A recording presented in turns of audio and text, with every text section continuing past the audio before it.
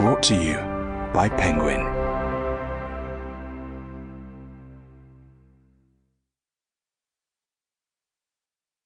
The Racket, on tour with tennis's golden generation and the other 99%. Written and read by me, Conor Niland. To Dad, of course. Prologue.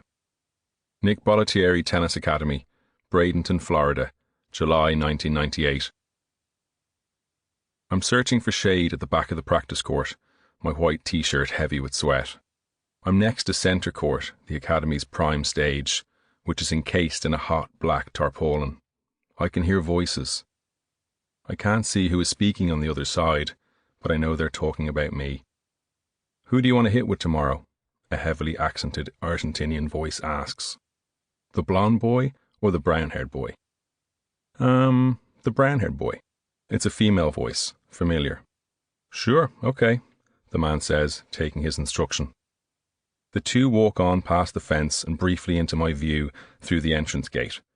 A tanned 30-something-year-old coach and Serena Williams, wearing the blue and white hair braids the world knows her and her sister Venus by. Serena is 16 years old, and so am I. She is from Compton, Los Angeles. I am from Limerick, in the west of Ireland.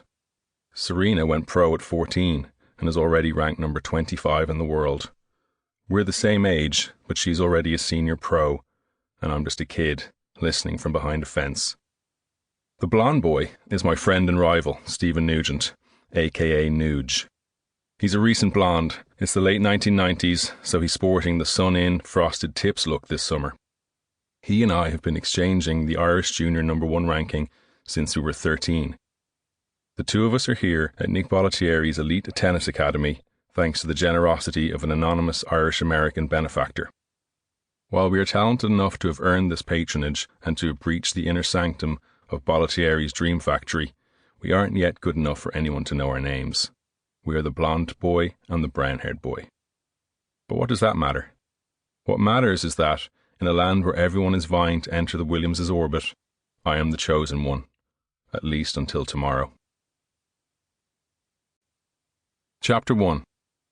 Seeding. Behind every successful tennis player is a parent who refused to allow them to quit. I was 10 when I first told my folks that I wanted to give it all up.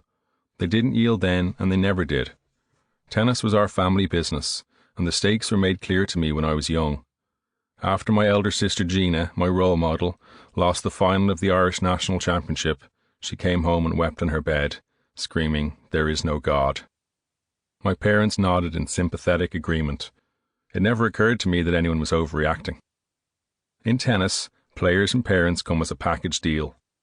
A 5 or 6-year-old child doesn't ask their parents to enroll them in tennis lessons. It's chosen for them. Everything needs to align if a player is to get to the very top level, and it all begins at home. Sporting genes and tennis knowledge in the family help, but a singular focus from all involved is a necessity. Andy Murray was the grandson of a professional footballer. His route to the top was via a highly motivated, tennis-savvy mother, who was Scotland's national coach at the beginning of his competitive journey. Judy Murray knew the importance of an early start and even had a genius for making tennis-related games fun for children. One of Rafael Nadal's uncles played football for both FC Barcelona and the Spanish national team, and another was a tennis coach who had been training his nephew for at least 90 minutes a day by the time little Rafa was 7.